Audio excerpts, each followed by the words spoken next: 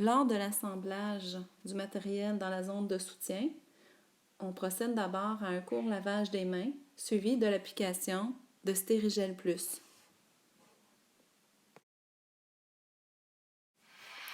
On poursuit par la suite avec l'enfilage des gants bleus non stériles.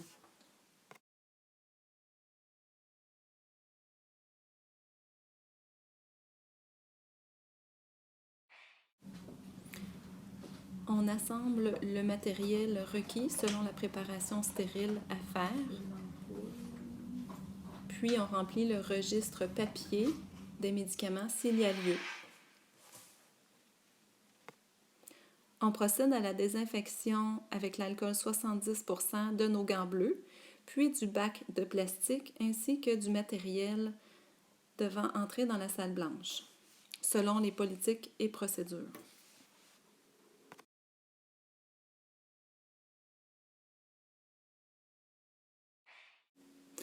Ne pas oublier de désinfecter le comptoir à l'alcool sur lequel on dépose notre bac de plastique.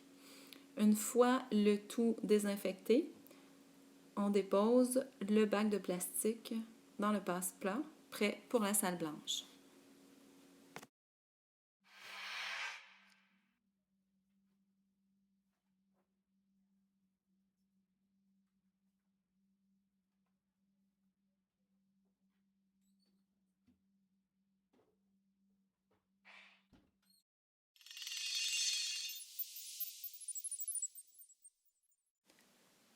Avant d'entrer dans le sas, on s'assure d'avoir les mains propres avec un court lavage des mains ou le Stérigel Plus. On enfile les couvre-chaussures à la ligne de démarcation du plancher séparant la zone propre de la zone souillée. On procède à un court lavage des mains avant de poursuivre les étapes suivantes.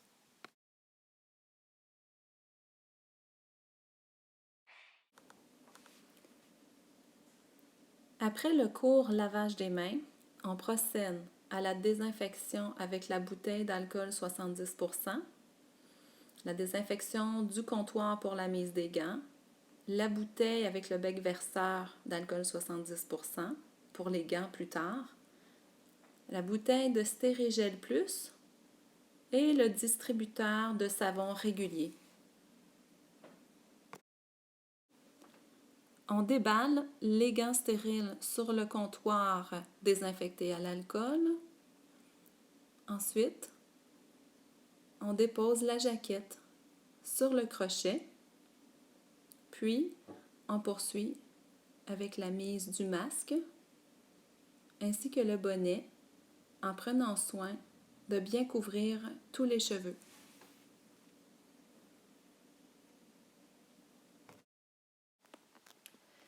Les personnes ayant les cheveux longs doivent obligatoirement attacher leurs cheveux.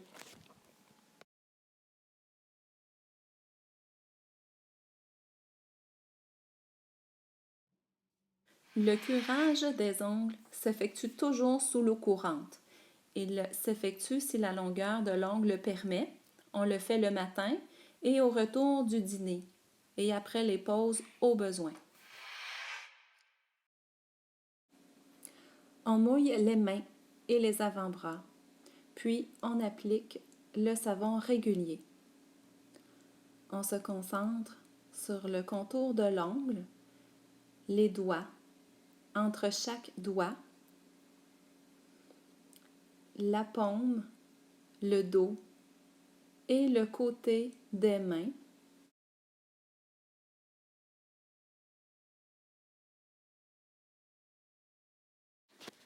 On poursuit le nettoyage avec le poignet, puis l'avant-bras jusqu'à environ 3 cm du coude.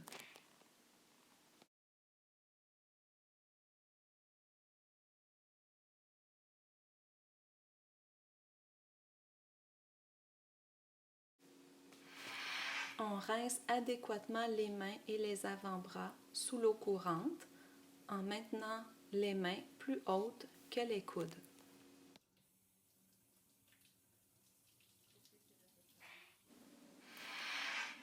On essuie une main à la fois en progressant du haut vers le bas, sans remonter. La main qui essuie, n'étant pas sec, doit demeurer dans les airs, la main plus haute que le coude.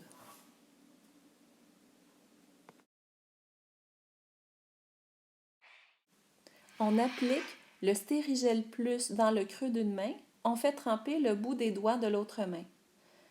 On applique ensuite le Stérigel sur l'avant-bras. On répète avec l'autre main et l'autre avant-bras.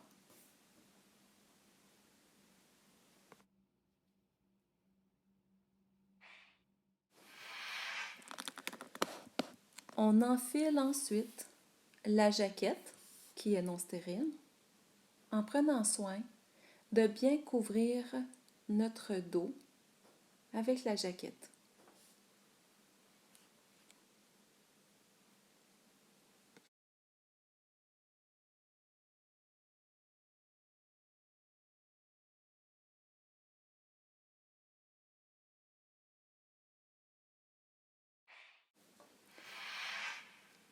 On réapplique du Stérigel Plus sur nos mains seulement avant l'enfilage des gants stériles.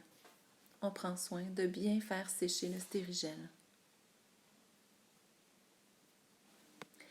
Lors de l'enfilage des gants stériles, il est très important de respecter les politiques et procédures concernant l'enfilage des gants.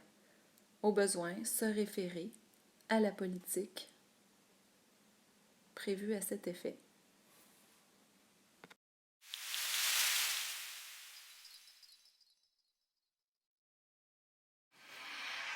Le test EBDG pour embout de doigt ganté s'effectue lors de la certification annuelle de l'employé.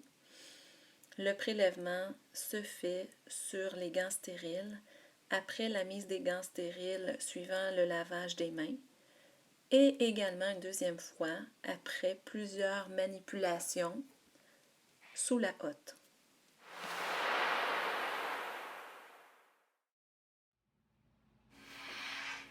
Il est important d'assembler tout le matériel nécessaire à la préparation à effectuer au début afin d'éviter de sortir inutilement nos mains de la hotte en cours de préparation.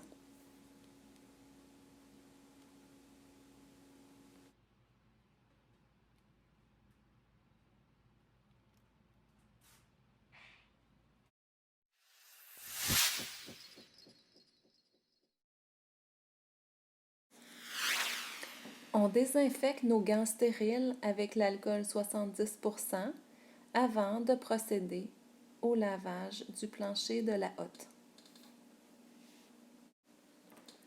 On nettoie avec les compresses stériles d'alcool 70% le plancher de la hotte au complet en progressant du fond de la hotte vers l'entrée en chevauchant les couches entre elles.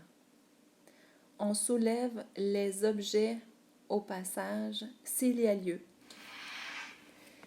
On désinfecte tout le matériel entrant dans la hotte avec les compresses stériles d'alcool 70%. On utilise la méthode du catcher, c'est-à-dire la main qui désinfecte avec la compresse stérile demeure au-dessus du 15 cm de l'entrée de la hotte et l'autre main saisit les objets devant être désinfectés puis les dépose au-delà du 15 cm de l'entrée de la hotte. On désinfecte le matériel entrant dans la hotte selon les politiques et procédures, s'y référer aux besoins. Par exemple, l'emballage extérieur des compresses stériles, des tampons d'alcool et des aiguilles ne sont pas désinfectés, mais plutôt déposés directement dans le bac indiqué à cet effet.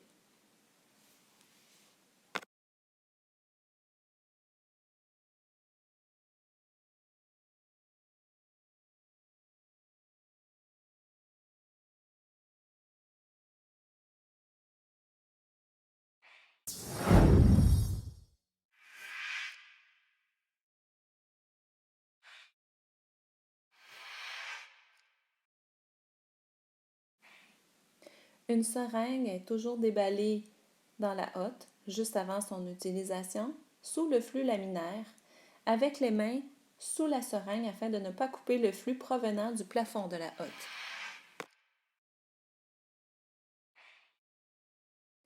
Lors du prélèvement dans un soluté suspendu, on désinfecte notre site d'injection avec l'alcool, on laisse sécher. Puis, lorsque vient le temps de piquer le site d'injection, on ramène celui-ci incliné dans le flux laminaire, les mains sous la seringue et sous les sites critiques, afin de ne pas couper le flux sur les sites critiques. Lors du prélèvement, on demeure incliné dans le flux. À la fin, on ramène la seringue à la verticale pour chasser les bulles d'air et ajuster le volume. Lorsque l'on retire la seringue du site critique, on est incliné dans le flux.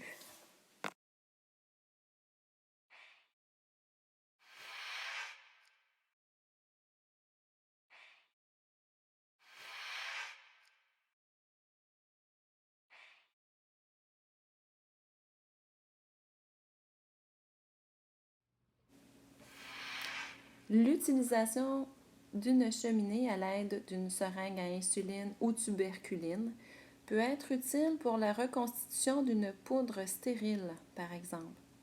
On désinfecte d'abord le septum de la fiole avec un tampon d'alcool. On repousse celle-ci au fond de la hotte et pendant que l'alcool sèche, on procède au déballage de notre seringue à insuline ou tuberculine, en prenant soin de ne pas toucher le plancher de la hotte avec notre matériel de déballage.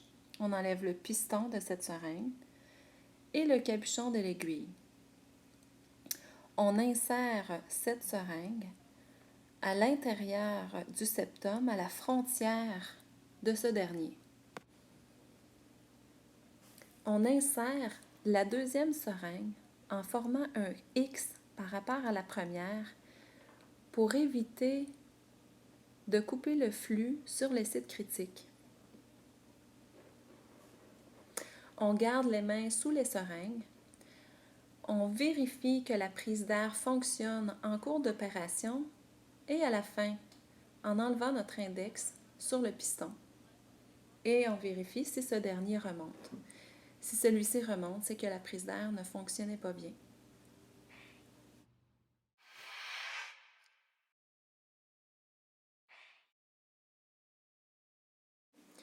L'utilisation du bloc connecteur pour le transfert d'une seringue à une autre seringue.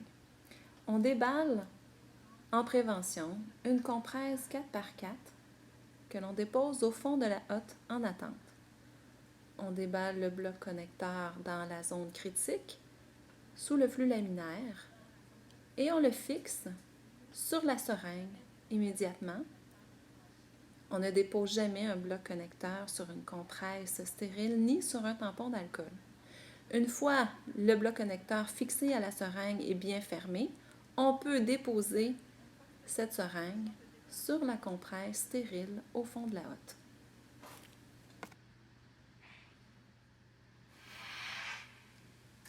On déballe la deuxième seringue qui va recevoir le liquide de la première seringue.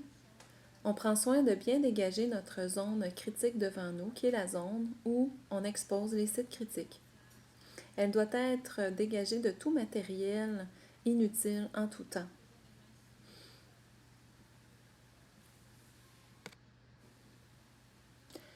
On doit garder les mains sous les seringues en tout temps afin de ne jamais couper le flux sur les sites critiques.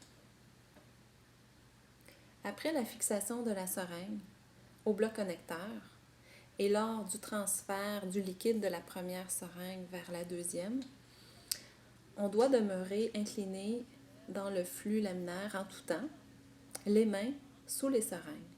On doit porter attention à notre index sur la deuxième seringue afin de ne pas couper le flux sur le piston de cette deuxième seringue.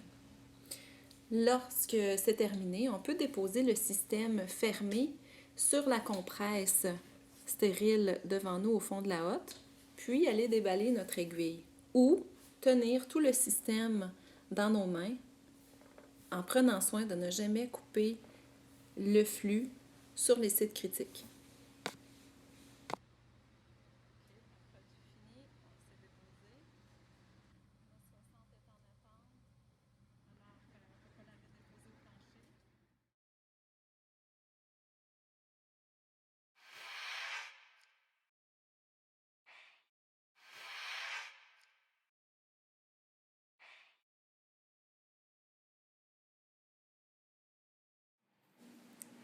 Lors de la manipulation d'une ampoule, on enlève d'abord les bulles d'air dans la tête de l'ampoule, puis on désinfecte le col avec un tampon d'alcool.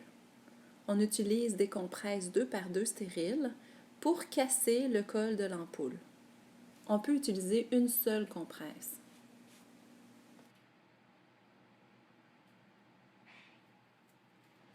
Il existe plus d'une technique pour le prélèvement du contenu d'une ampoule.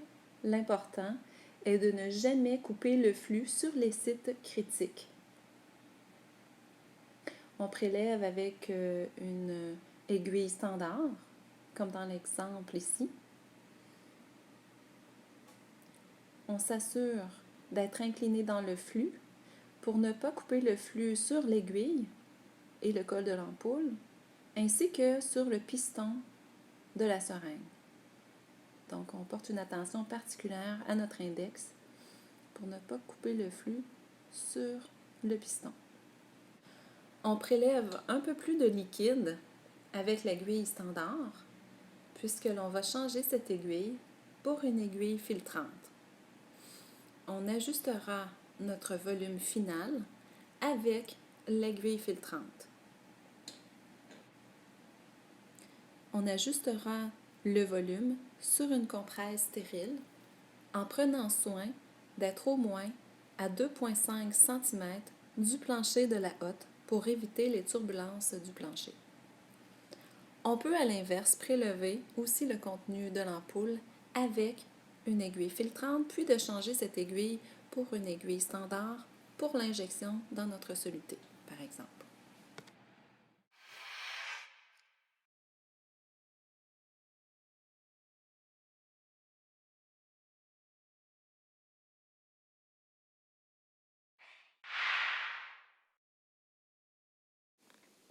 Le percuteur est muni d'une prise d'air et facilite le prélèvement d'un liquide à partir d'une fiole. On le déballe dans la zone critique et on le fixe sur le septum de la fiole désinfectée à l'alcool avec un angle de 90 degrés. On doit toujours être incliné dans le flux lors de la fixation de la seringue au percuteur, lors de son débranchement et lors du prélèvement du contenu de la fiole. Si nous avons prélevé un volume plus grand que requis, remettre la fiole au plancher, pousser le volume excédentaire dans la fiole et réinverser le système pour poursuivre le prélèvement au volume voulu afin d'éviter de boucher la prise d'air sur le percuteur.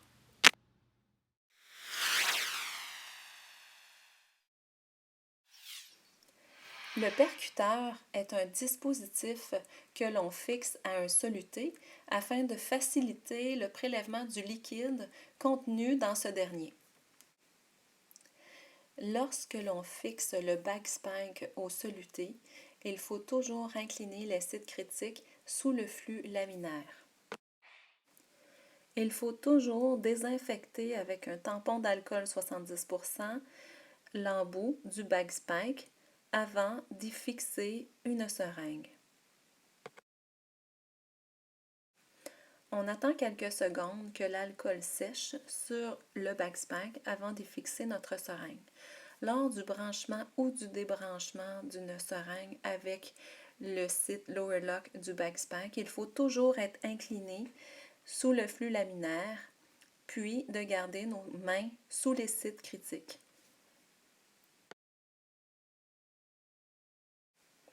Tout au long du prélèvement avec le backspank, on demeure incliné dans le flux laminaire, les mains sous les seringues. Sauf à la toute fin, Pour chasser les bulles d'air, on peut remettre le système à la verticale et puis on ajuste notre volume.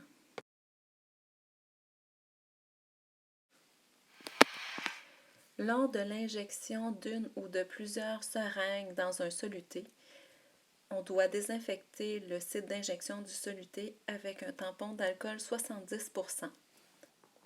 On dépose ensuite le tampon d'alcool sous le site d'injection du soluté.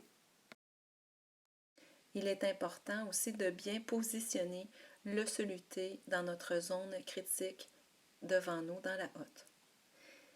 On doit désinfecter le site d'injection avant la première injection, entre chaque injection de seringue et à la toute fin également. Il est important aussi de soulever le site d'injection du soluté avant de perforer à l'aiguille pour éviter d'être dans la zone de turbulence du plancher. On garde les mains sous la seringue pour éviter de couper le flux sur les sites critiques.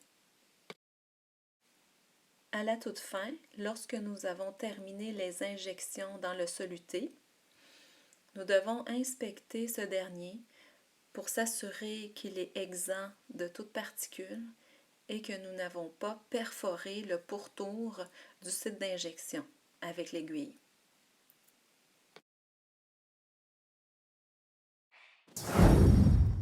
Merci à tous ceux qui m'ont permis la réalisation de cette vidéo de formation qui se veut un complément aux politiques et procédures concernant les produits stériles.